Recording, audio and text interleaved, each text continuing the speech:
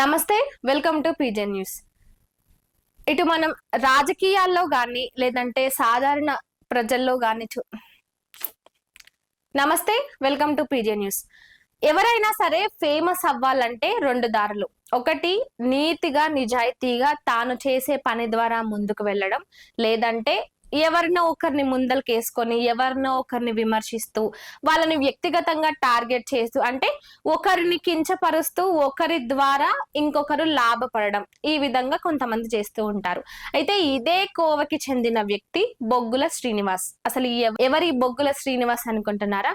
ముఖ్యంగా 2016, 17, 18 ఆ సమయంలో చూసినట్లయితే జనసేన పార్టీపై విపరీతంగా ఒక నెగిటివిటీని స్ప్రెడ్ చేస్తూ ముఖ్యంగా పవన్ కళ్యాణ్ ను ఉద్దేశించి వ్యక్తిగతంగా టార్గెట్ చేస్తూ వ్యక్తిగతంగా మాట్లాడుతూ ఆయన గురించి, ఆయన కుటుంబం గురించి, పార్టీ గురించి, కార్యకర్తల గురించి, అందరి గురించి ఇష్టం వచ్చినట్టుగా మాట్లాడిన వ్యక్తుల్లో మొదటి వ్యక్తి బొగ్గుల శ్రీనివాస్. ఇక అంతేకాకుండా ఆయన ఇంకో స్టెప్ ముందుకేసి ముఖ్యంగా పవన్ కళ్యాణ్ గురించి ఒక బుక్ కూడా రాయడం జరిగింది. పవన్ కళ్యాణ్ హటావో పాలిటిక్స్ బచావో అంటూ కూడా ఆయన ఒక బుక్ ను రాయడం జరిగింది. అయితే ఇలాంటి వాళ్ళు అంటే ఎవరైతే అంటే ఇలాంటివి మనం మాట్లాడుకోకూడదు, కానీ కర్మ అనేది ఒకటి ఖచ్చితంగా ఉంటుంది. నువ్వేం చేసినా అనే దానికి ఇంతకు ముందు అయితే మనం ఏం చేసినా కూడా మన వచ్చే వాళ్ళకంటే మన ముందు తరాలు పుట్టే వాళ్ళకి ఆ కర్మ అనేది ఖచ్చితంగా ఆ కర్మను అనుభవిస్తారు. కానీ ఇప్పుడు అలా కాదు. నేను తప్పు చేస్తే రానున్న రోజుల్లోనే నేను దానికి ఖచ్చితంగా ఆ కర్మను నేను ఖచ్చితంగా అనుభవిస్తాను. ఆ కర్మకు తగ్గ ఫలితం నాకు అందుతుంది. అంటే ఒకప్పటిలా కాదు ఇప్పుడు. ఇప్పుడు ఈ ప్రస్తుత జనరేషన్ కి సంబంధించి అందుకే కర్మ భూమి అని కూడా మన భారతావన్ని ప్రస్తావిస్తూ ఉంటారు. ఇక అలాంటి కర్మ భూమిలో ఎలాంటి కర్మలు చేసినా ఆ కర్మలకి ఖచ్చితంగా ప్రతిఫలం దక్కుతుంది. అది మంచి చేసినా చెడు చేసిన. మంచి చేస్తే మంచే జరుగుతుంది, చెడు చేస్తే చెడే జరుగుతుంది.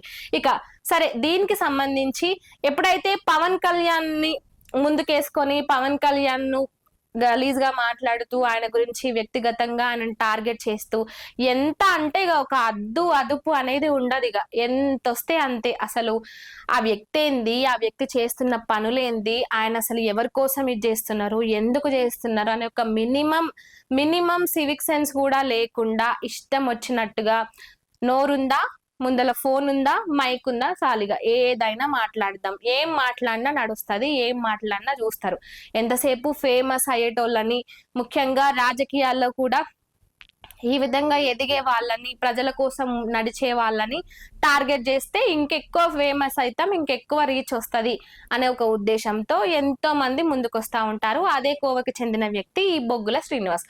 అయితే ఇప్పుడు ఈయన గురించి ఎందుకు మాట్లాడుకుంటున్నామంటే ఆయన రీసెంట్ గా నిన్న మొన్ననే ఒక యాక్సిడెంట్ లో చనిపోవడం జరిగింది. అయితే దానికి సంబంధించి కూడా ఆయన హత్య చేసింది ఆయన హత్య కాదు, ఆయన ఒక యాక్సిడెంట్ లో చనిపోవడం జరిగింది. అయితే అది యాక్సిడెంట్ కాదు, కావాలని చేసిన కుట్ర ఇది. ఇందులో ఖచ్చితంగా రాజకీయ పార్టీలు ఉన్నాయి, వాళ్ళే ఈ విధంగా చేశారని కూడా మాట్లాడుతున్నారు. నిజానికి ఇక్కడ ఎవరు ఏది చేయలేదు, వాళ్ళు చేసుకున్న కర్మకి వాళ్ళే అనుభవిస్తున్నారు. మరి ఏదైతే ఆయన కార్ యాక్సిడెంట్ కి గురయ్యారో, కార్ యాక్సిడెంట్ లో చనిపోవడం జరిగింది అంటే ఇప్పుడు ఎన్ని తప్పులు చేసినా, ఏం మాట్లాడినా, ఏం చేసినా చివరికి అల్టిమేట్ గా వచ్చేది చావే. అది అందరికీ తెలుసు. మీరైనా చావాల్సిందే, నేనైనా చావాల్సిందే. అలాగే ఈ రోజు ఆయన చనిపోవడం జరిగింది.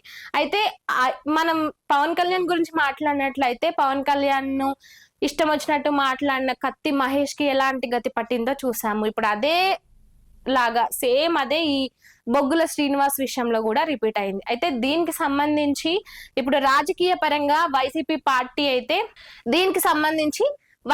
పార్టీ అయితే ఒక రేంజ్ లో ఏమంటారు, సోషల్ మీడియాలో చాలా ఇది చేస్తుంది. ఏమని, ఇది ఖచ్చితంగా ఒక యాక్సిడెంట్ కాదు, ఈ యాక్సిడెంట్ వెనుక సమ్ పార్టీ వాళ్ళ వ్యూహం అనేది ఉంది, జనసేన పార్టీ వాళ్ళే ఈ విధంగా చేయించారు, వాళ్ళకి ఇలాంటి అవసరం ఉంది అన్నట్టుగా మాట్లాడతారు. నిజానికి జనసేన వాళ్ళకి అలాంటి ఒక అవసరమే ఉంటే అలాగ చేసే వాళ్ళైతే ఆయన ఎప్పుడో 2016, 17, 18 ఆ టైంలో మాట్లాడినప్పుడే అప్పుడే ఏదో ఒకటి చేసేవాళ్ళు కదా.